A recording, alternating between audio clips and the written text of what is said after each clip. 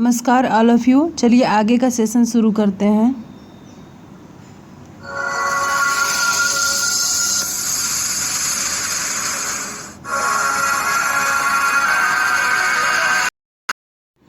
देखते हैं हम लोग आगे में। ये देखिए, नई दिल्ली में नए संसद भवन का शिलान्यास। ठीक है, नई दिल्ली में नए संसद भवन का शिलान्यास। देखिए, यहाँ से आगामी किसी भी एग्ज़ाम में, वनडे एग्ज़ाम हो चाहे पीसीएस हो चाहे अदर कोई भी एग्ज़ाम हो, यहाँ से तो क्वेश्चन बनना ही बनना है।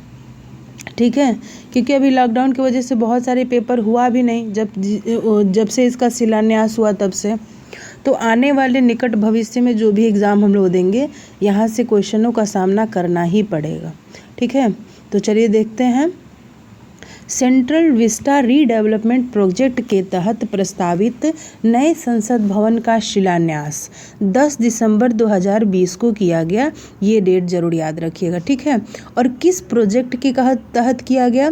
तो सेंट्रल विस्टा रीडेवलपमेंट प्रोजेक्ट के तहत। ठीक है, अब शिलान्यास हेतु भूमि पूजन शारदा पीठ श्रृंगेरी द्वारा शीतला माता मंदिर में संचालित गुरुकुल के आचार्य श्री राघवेंद्र भट्ट ने कराया। नए संसद भवन की आधारशिला रखे जाने के अवसर पर प्रधानमंत्री श्री मोदी ने कहा कि वह दिन दूर नहीं जब दुनिया भारत को लोकतंत्र की जननी के रूप में स्वीकार करेगी। देखिए, मेंस में जब आंसर राइटिंग हम लोग करते हैं, प्री के पॉइंट ऑफ व्यू से भी और मेंस के भी पॉइंट ऑफ व्यू से, ये स्टेटमेंट बहुत अहम है।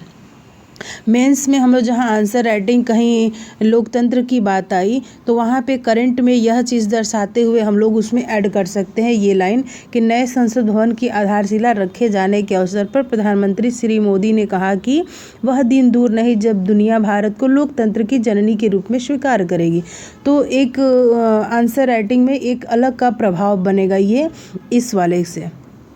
ठीक है, तो कहने का मतलब ये है कि हम लोग पढ़ेंगे, लेकिन कब कहाँ किसको याद करना है, किसको कहाँ पर हमको लिखना है, ये भी हमको नॉलेज होना चाहिए। ठीक है, विस्टा परियोजना का मामला सुप्रीम कोर्ट में विचाराधीन होने के कारण इस पर अंतिम निर्णय आने तक इससे संबंधित सभी निर्माण कार्य पर रोक सर्वोच्च न्यायालय ने यद्यपि 7 दिसंबर को आरोपित की थी, तथापि नए संसद भवन की आधारशिला रखने के समारोह की अनुमति न्यायालय ने प्रदान कर दी थी।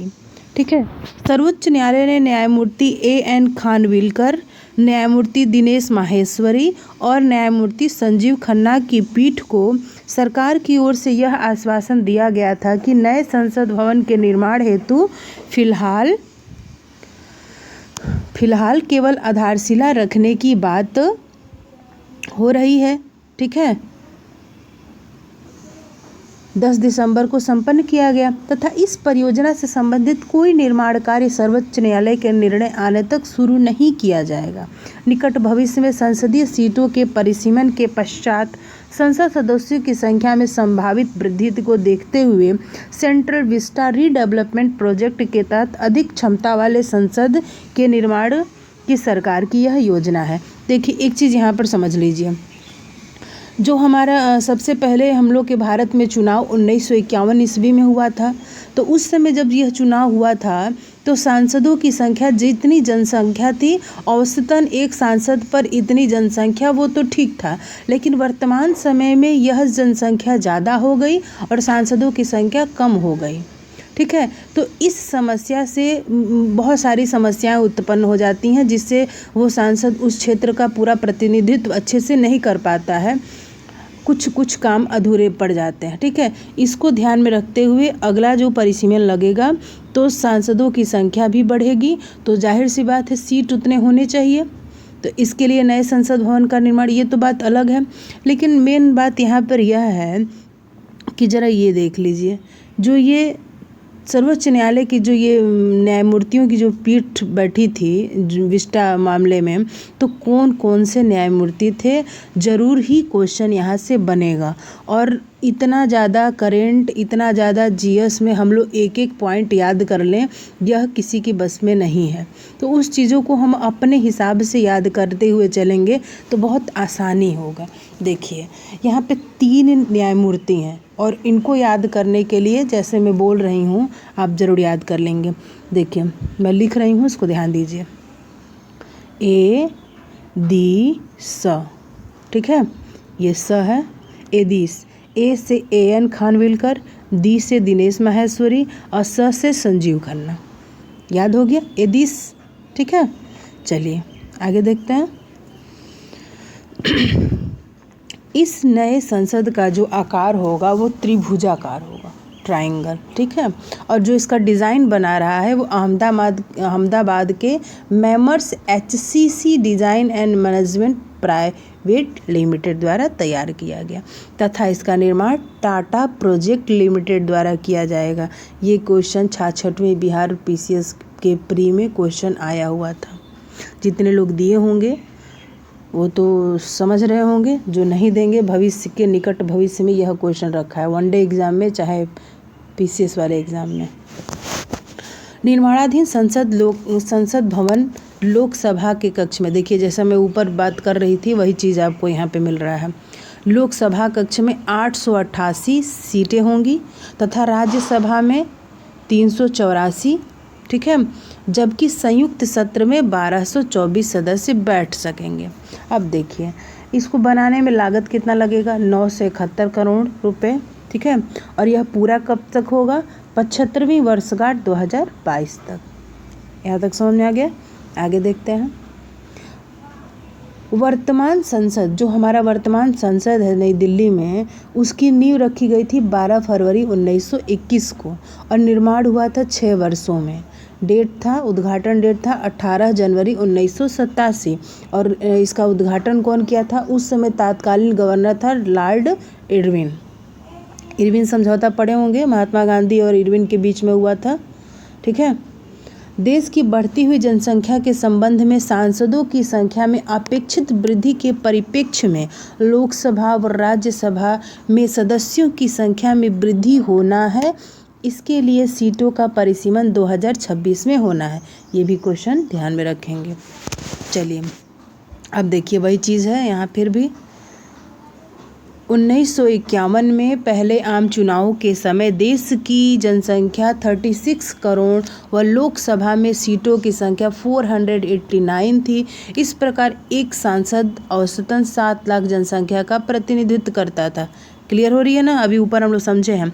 वर्तमान में जब देश की जनसंख्या है 138 करोड़ और लोकसभा में सीटों की संख्या है 545 और राज्यसभा में है 250 और एक सांसद औसतन कितने लोगों का प्रतिनिधित्व कर रहा है, तो 25 लाख यानी 25 लाख लोगों का वह प्रतिनिधित्व कर रहा है।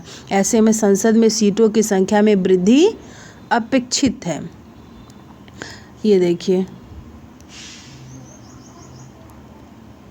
PSLV C50 द्वारा संचार उपग्रह CMS-01 का सफल परीक्षण। अभी आप नवंबर वाले करंट में पढ़े होंगे कि नवंबर में जो किया गया था वो PSLV C49 था, ठीक है। अभी नीचे इसमें दिया भी होगा, ये देखिए नवंबर वाले में यह जिक्र कर दे रहे हैं क्योंकि ये 2 चीज़ आप याद रखेंगे, नवंबर और दिसंबर वाला दोनों, ठीक है। ये देखिए EOS 01 7 नवंबर 2020 को किया गया था, ये 49 था, PSLV 49, ये ज़रूर याद रखिएगा, EOS 01, ठीक है। अब देखिए हम लोग इसको भी देखते हैं विस्तार से। भारतीय अंतरिक्ष अनुसंधान संगठन द्वारा 17 दिसंबर 2020 को ध्रुवी उपग्रह प्रक्षेपण वाहन PSLV C50 द्वारा स्वदेशी संचार उपग्रह CMS-01 का सफल प्रक्षेपण किया गया। इस उपग्रह का प्रक्षेपण श्रीहरिकोटा कहाँ स्थित है, आंध्र प्रदेश में। एकदम छोटा सा क्वेश्चन पेपर में पूछ देता है, श्रीहरिकोटा कहाँ है, इसरो कहाँ है, ठीक है। ऐसे छोटे छोटे क्वेश्चन विविध वाले पार्ट से उड़ जाते हैं, PCS वाले भी पेपर में, वनडे एग्जाम में तो पूछता ही पूछता है। चलिए श्रीहरिकोटा आंध्र प्रदेश स्थित सतीश धवन अंतरिक्ष केंद्र से किया गया प्रक्षेपण के बाद संसार उपग्रह को अंडाकार जियो सिंक्रोनस ट्रांसफर ऑर्बिट में स्थापित कर दिया गया, ठीक है। स्थापित कर दिया गया, जहां से चरणबद्ध तरीके से इसकी कक्षा को बढ़ाकर इसे जियो स्टेशनरी ऑर्बिट में पहुंचाने का कार्य कर्नाटक में हसन स्थित मास्टर कंट्रोल फैसिलिटी ने 4 दिन में पूरा कर दिया। भूस्थितिक कक्षा में जुलाई 2011 में प्रक्षेपित GSAT-12 जिसका कार्यकाल 12 वर्ष का था का स्थान CMS-1 ले लिया। ठीक है, GSAT-12 का स्थान लिया है, ये भी ध्यान रखिएगा। स्टेटमेंट में ऐसे क्वेश्चन मिलते ही मिलते हैं। किसका स्थान लिया है ये CMS-01, तो GSAT-12 का। कब प्रक्षेपित हुआ था? 2011 में। उसका कार्यकाल कितना था? 12 वर्ष। चलिए, CMS-01 के प्रक्षेपण के लिए PSLV की यह उड़ान ध्रुवीय उपग्रह प्रक्षेपण यान की 52वीं उड़ान है। ये जरूर याद रखिएगा। ठीक है, आगे देखते हैं। तथा एक्सेल विन्यास में यह 22वीं उड़ान थी। CMS-01 का यह नामकरण इसरो की उपग्रहों की नई नामकरण योजना के अंतर्गत पहला संचार उपग्रह है। इससे पूर्व पृथ्वी अवलोकन उपग्रहों की संख्या का नामकरण EOS श्रृंखला में इसरो ने किया था। कब किया था? 7 नवंबर 2020 को, PSLV 49। चलिए आगे देखते हैं। देखिए, देश में तेंदुओं की संख्या में 62.5% की वृद्धि हुई। ठीक है, पर्यावरण, वन एवं जलवायु परिवर्तन मंत्री प्रकाश जावड़ेकर ने 11 दिसंबर 2020 को भारत में तेंदुओं की स्थिति 2018 रिपोर्ट में जारी की। ठीक है, इसमें देखा गया कि भारत में तेंदुओं की आबादी में 60% से अधिक की वृद्धि हुई। मतलब 60% से अधिक, 62.5 तो है ही, वही चीज़ है यहाँ पे। आगे देखते हैं। जैसे यहाँ पे लिखा है 2018 में तेंदुओं की कुल संख्या कितनी हो गई है? 12,852। ये ध्यान दीजिएगा। अभी हम लोग यहाँ पे देखते हैं, जो 4 वर्ष पूर्व 2018 में कितनी थी? 7,910। इस प्रकार 4 वर्षों में 60% से अधिक वृद्धि देश में हुई है तेंदुओं की। ठीक है, इससे पूर्व देश में 2018 में बाघों की संख्या के संबंध में गणना किया गया था। वह रिपोर्ट प्रधानमंत्री ने जारी किया था। कब? 29 जुलाई 2019 को। तो देश में बाघों की कुल संख्या 2967 बताई गई और 2024 में 2226 था। ठीक है, इस प्रकार बाघों की जो वृद्धि हुई 2014 से 18 तक, वो 33% की वृद्धि दर्ज की गई। और तेंदुओं की जो वृद्धि हुई है वो कितना हुआ? 60% से अधिक हुआ है।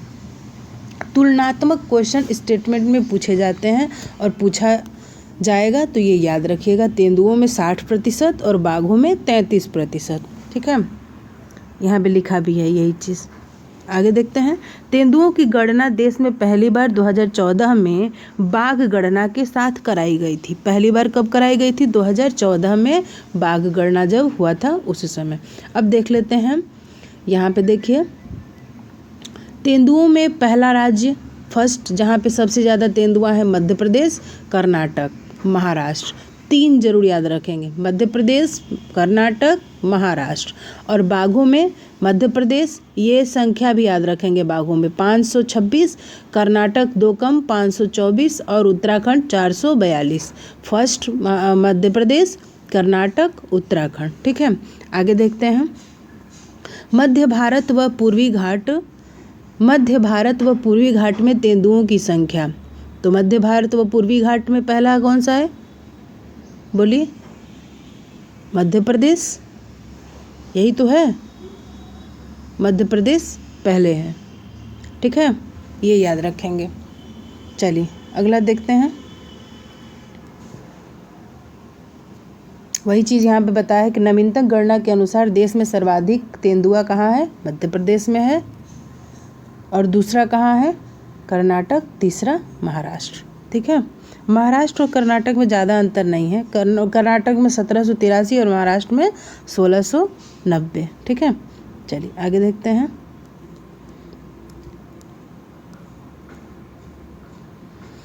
यहाँ पे देखिए, उत्तर के अन्य राज्यों में उत्तराखंड में तेंदुओं की संख्या 829। ठीक है। इसके पश्चात छत्तीसगढ़ में 852, राजस्थान में 476। ये देखिए उत्तर प्रदेश में 316, जरूर याद रखिएगा 316, उत्तर प्रदेश में 316, बिहार में 98, झारखंड में 46। ठीक है। क्षेत्रफल की दृष्टि में सर्वाधिक तेंदुआ मध्य प्रदेश, भारत व पूर्वी घाट। ठीक है। पूर्वी घाट में कौन कौन से आ जाएंगे? आंध्र प्रदेश, मध्य प्रदेश, महाराष्ट्र, छत्तीसगढ़, झारखंड, तेलंगाना, ओडिशा और राजस्थान। ये देखिए केवल पूर्वी घाट की इसमें बात नहीं किया है, इसमें मध्य भारत में आंध्र प्रदेश, मध्य प्रदेश, महाराष्ट्र। अब चूंकि महाराष्ट्र तो पूर्वी घाट में है नहीं, महाराष्ट्र तो पश्चिमी घाट का भाग है, लेकिन यहाँ पर मध्य भारत को इसमें दे दिया है, मध्य भारत व पूर्वी घाट। ठीक है, तो इससे कंफ्यूज ना होइएगा, महाराष्ट्र पश्चिमी घाट में है। ठीक है। इसके पश्चात देखते हैं, इसके पश्चात 3,387 तेंदुए पश्चिमी घाट। देखिए गोवा, कर्नाटक, केरल, तमिलनाडु। महाराष्ट्र को मध्य भारत के रूप में लिया है, पश्चिमी घाट के रूप में वहाँ पर नहीं लिया, कंफ्यूज ना होइएगा। में वह 1253 तेंदुओं के साथ शिवालिका की पहाड़ियों व गंगा का मैदानी क्षेत्र का स्थान है। ठीक है। अब इस चीज़ को आप 1-2 बार ज़रूर देखिएगा और प्लीज़ अच्छा लगे तो लाइक, शेयर और सब्सक्राइब करिए और लगातार पढ़ते रहिए। ठीक है। Thank you for watching my video.